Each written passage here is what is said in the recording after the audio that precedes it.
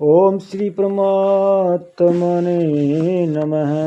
Shri Hari channel पर सब ऋषि मुनियों के चरणों में प्रणाम करता हूँ। सब संतजनों के चरणों में प्रणाम करता हूँ। सभी मेरे देशवासियों का स्वागत करता हूँ। इस वीडियो को आप पूरा सुने। इस वीडियो को सुनने वाले मेरे देश के हर कोने में घरों में बैठी माताएं के चरणों में मैं चरण स्पर्श करता हूँ। बहनों व भाइयों को प्यार एवं नमस्कार। यह वीडियो श्री कृष्ण अर्जुन संवाद का है। जब महाभारत युद्ध में अर्जुन धर्म संकट में था, तनाव में था, चिंताओं से घिर गया था, कोई निर्णय नहीं ले पा रहा था, थर थर कांप रहा था, तब भगवान श्री कृष्ण ने उन्हें गीता का उपदेश दिया, धर्म संकट से बाहर निकाला और अंत में विजय श्री का ताज भी पहना। इसलिए ये वीडियो सुनने मात्र से ही मानसिक तनाव, चिंताग्रस्त, शारीरिक तनाव से मुक्ति मिलेगी। इसलिए आप सब श्रोतागण इस सुप्रभात में पुण्य का भागीदार बनकर जन कल्याण में अपना सहयोग देवे। वीडियो को ज़्यादा से ज़्यादा सब्सक्राइब करें एवं शेयर भी करें। अब क्या कहते हैं भगवान? जो नित्य निरंतर अपने आप में स्थित रहते हैं, जिसके आश्रय से प्रकृति घूम रही है और संसार मात्र का परिवर्तन हो रहा है, ऐसे परमात्मा की तरफ दृष्टि न डालकर जो उल्टे चलते हैं, उनका वर्णन आगे के 2 श्लोकों में करते हैं भगवान। क्या कहते हैं भगवान श्री कृष्ण अर्जुन को? अवजानन्ति माम मूढ़ा मनुषी तनुमाश्रितम् ब्रह्म भावमजानन्तो मम भूत महेश्वरम्। मूर्ख लोग मेरे संपूर्ण प्राणियों के महान ईश्वर रूप श्रेष्ठ भाव को न जानते हुए मुझे मनुष्य शरीर के आश्रित मानकर अर्थात साधारण मनुष्य मानकर मेरी अवज्ञा करते हैं। व्याख्या: परम भाव मजानंतो मम भूत महेश्वरम।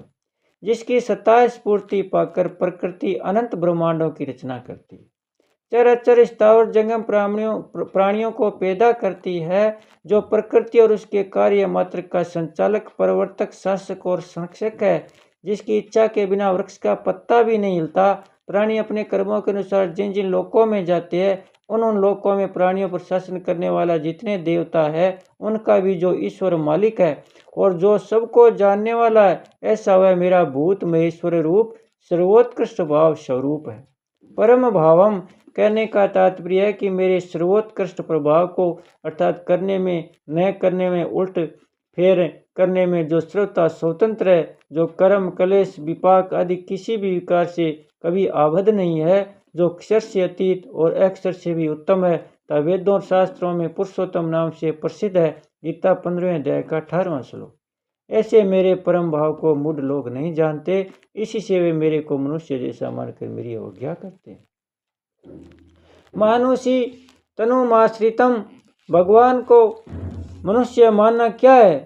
जैसे साधारण मनुष्य अपने को शरीर, कुटुंब, परिवार, धन संपत्ति, पद, अधिकार आदि के आश्रित मानते हैं, अर्थात शरीर, कुटुंब आदि की इज्जत प्रतिष्ठा को अपनी इज्जत प्रतिष्ठा मानते हैं, उन पदार्थों के मिलने से अपने को बड़ा मानते हैं और उनके न मिलने से अपने को छोटा मानते हैं। और जैसे साधारण प्राणी पहले प्रकट नहीं थे, बीच में प्रकट हो जाते हैं, तो अंत में पुनः प्रकट हो जाते हैं। गीता 2 अध्याय का 28वां श्लोक।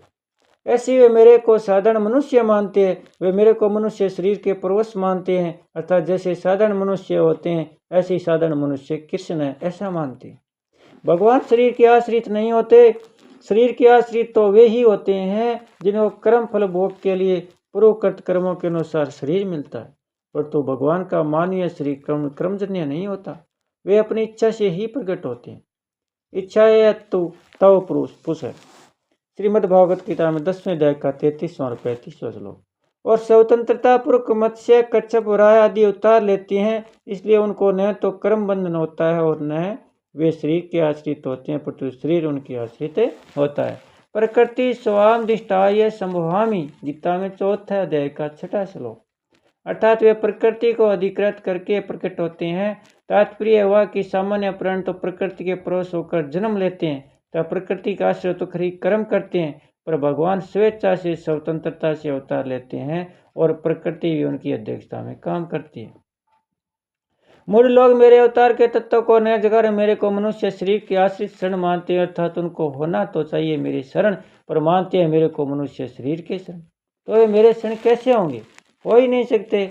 यही बात भगवान ने 7वें अध्याय में कही है कि बुद्धिहीन लोग मेरे अज अविनाशी परम भाव को न जानते हुए मेरे को साधारण मनुष्य मानते हैं। 7वें अध्याय का 24वां और 25वां श्लोक।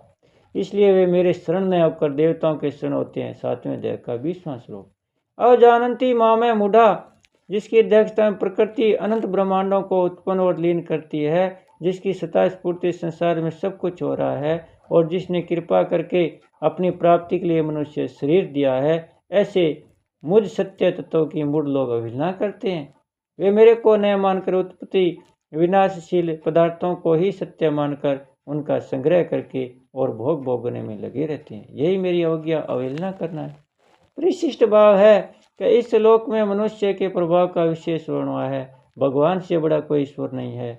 वे सर्वोपरि है, परंतु अज्ञानी मनुष्य उनको स्वरूप से नहीं जानते। वे अलौकिक भगवान को भी अपनी तरह लौकिक समझते हैं। कुछ लोग ऐसा मानते हैं कि भगवान श्री कृष्ण एक योगी थे, ईश्वर नहीं थे। योग के 8 अंग है: यम, नियम, आसन, प्राणायाम, प्रत्याहार, धारणा, ध्यान और समाधि। योग दर्शन द्वितीय पाद 29वां सूत्र। इनमें सबसे पहले यम आता है। यम 5 है: अहिंसा, सत्य, अस्तेय, ब्रह्मचर्य और परिग्रह। योग दर्शन द्वितीय पाद 30वां सूत्र।